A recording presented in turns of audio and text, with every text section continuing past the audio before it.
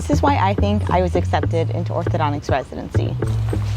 Okay, the first thing I would like to say is I know I am extremely lucky. So part of the reason why I got in was because I was in the right place at the right time, and I got very lucky because there are just not enough spots for everyone. So a lot of this comes to luck, and I'm very grateful that I was accepted because I know there's a lot of overqualified applicants that are not accepted every single year because there's just not enough spots. So if you're one of those applicants, just keep reapplying because the next year might be your lucky year. And for me, it was the third time that was my lucky year. So I'm completely grateful for that. I know I'm not the bestest applicant in the whole wide world, and I don't deserve this more than anyone else. Like, there are many more deserving people, but I am lucky and grateful that I have this opportunity to attend residency for the next 2 years, and I'm not gonna let it go to waste. Okay, another thing I want to share is that I've always had a mindset of being determined and persistent and being hardworking no matter what. I just kind of was brought up this way, and this is one of the times where it really showed that being determined, persistent, driven, all these things can pay off, because if I just gave up after applying 2 cycles, I would not be here. I would not be an ortho resident. So yeah, I think that's one of my greatest qualities, because, and I think that's like one of the things that has helped me out the most in life. All right, we're kind of in the woods here. I'm walking my dog. Yeah, it's a very nice hike. I didn't expect to want to hike. I kind of want to go on the path. So we're gonna reverse and go on the normal path. Rochester is so beautiful in the summer. If you're here, you have to go outside every day because it's like the perfect time to go outside. Besides fall, fall is pretty nice too. And sometimes in spring, if you don't get heavy rain. So something that I think I'm good at and that has helped me is that I'm really good at setting goals and achieving the ones that are in my control. And this took some time to learn because I would set goals that weren't in my control in the past. For example, getting into ortho residency. In reality, that's not completely in my control. So I had to learn the things that were in my control and the things that were not in my control to protect my mental health, because when you're rejected over and over again, like, you have to know that it's not, there isn't anything wrong with you. It's just not in your control. So that's what I did with ortho residency. This past year, I set goals that were in my control, things that I completely had control over. Some of them were iffy. So some of them I did not completely have control over, but they were things I wanted to achieve. So I'll give you some examples of like the goals I set for last year. And I don't necessarily call them goals. I'm calling them goals now, but when I write them down, they're just things that I plan to do. So for example, last year I planned to finish my master's project and graduate with my master's degree. So in order to do that, I needed to complete all my classes, finish my research project, do my thesis defense, and publish a paper.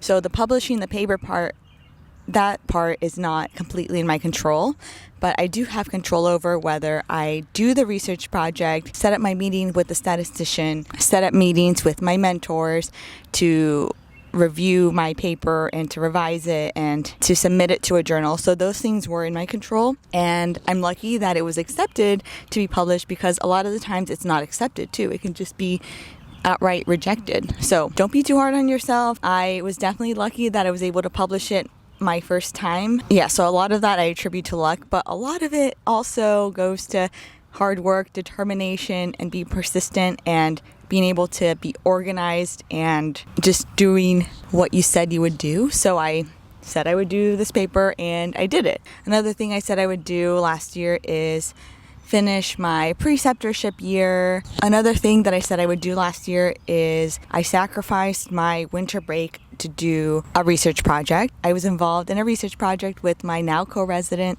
Sanjana, and I gave myself the entire winter break to do the data collection portion. Let's talk a little bit more about research. So after graduating dental school, I did a research project at my GPR, and I really think research is a huge reason on why I was accepted into ortho residency.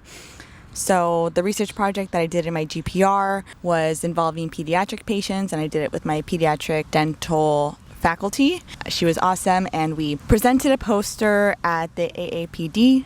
At this time, I wasn't interested in pediatric dentistry, as in like I wasn't pursuing that specialty.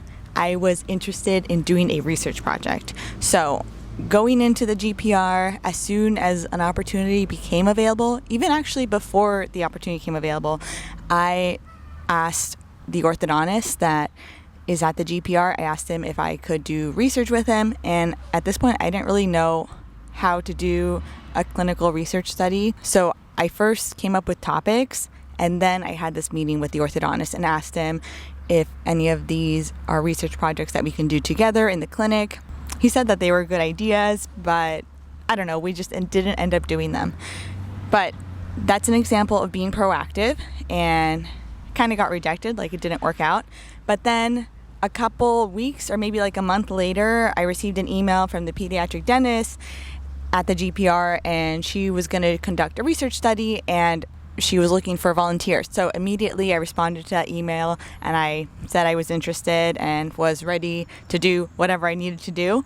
So it was a retrospective study. We presented a poster at the AAPD in Orlando, Florida. So that was awesome. It was honestly probably the highlight of my GPR. And then we started writing a paper, but the paper never got published, and that's because I didn't have much experience on writing a paper, and we never sent it to be published. But I got this valuable experience that I was able to take with me to Eastman. That's where I did my preceptorship program, and I really think it helped me. Coming into Eastman for my preceptorship year, I had a little bit of ortho experience already from the GPR, since I worked with an orthodontist there, and we did braces and Invisalign. Very minimal with supervision, but I had some experience and some knowledge of ortho.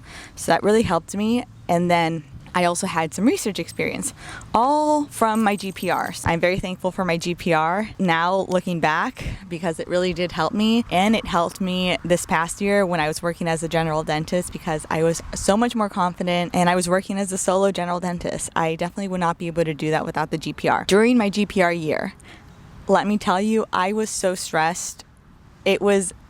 At the time, it did not feel like a good year, but I really did think it helped me, and I would recommend doing a GPR if you're trying to improve your orthodontic residency application. Now, another thing that I did was I did a preceptorship program that also helped me get into ortho, at least at the school that I'm going to, which is Eastman at the University of Rochester. I think they were able to get to know me, and they were able to see firsthand that I am capable and can achieve the goals that I set out to do. You just have to keep trying and maybe you'll get lucky. So that's what happened to me. I kept trying and I got lucky.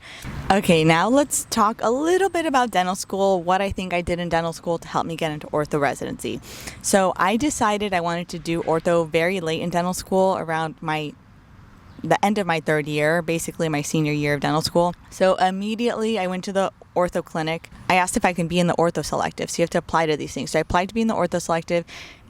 At first, the program director did not let me be in the ortho selective. And he said it's because I'm applying too late. Like I can't apply to ortho this year. Already, I knew I wasn't going to apply that year. I knew I wasn't a good enough applicant, because I didn't prepare the past 2-3 years in dental school. So I let him know that. I basically convinced him to let me into the ortho selective, because I mentioned that I wasn't going to apply this year, that I was going to do a GPR, and I am set on doing ortho. I showed up to the ortho clinic every Tuesday to shadow, and at this point, the seniors at my school already received their acceptances, so no one was really shadowing. So I was there shadowing, learning. That could have helped me. I also shadowed a couple orthodontists outside of dental school, learned a bunch of ortho stuff. There were things that I could mention in my personal statement. I also did some externships at a couple schools. To be honest, I don't know if this helped me, because I didn't get interviews at the schools that I did the externship at, but I still learned some things, and it gave me perspective on ortho residency at different schools. So I did an externship at UOP, which is University of the Pacific, the school in Colorado, in Denver, Temple University in Pennsylvania. I really recommend that one because it's a little bit more exclusive. Like, you have to apply and get accepted, and I heard from the other residents that not everyone gets accepted. But I did the externship. I shadowed in the USC ortho clinic because I was in the ortho selective. Was pretty involved, but not as involved as other people were, to be honest, because there were some other people at USC that were very involved. I volunteered, but everyone volunteered, or most people volunteered. I did a lot of volunteering with the UTA, with mobile clinic, the basic things that everyone does. I also kept up my grades, but I didn't have the best grades ever. I will say that I had above a 3.5, I think above a 3.6. To be honest, I don't really remember. Grades are very important, and I want to say they are everything, but I didn't have a 4.0. So that goes to show that they are not everything. But if you are a first year or a second year dental student, put it in your mind that grades are everything because they will help you. That's really what's going to help you the most. If you can have a really good GPA, a really good rank in school, do that.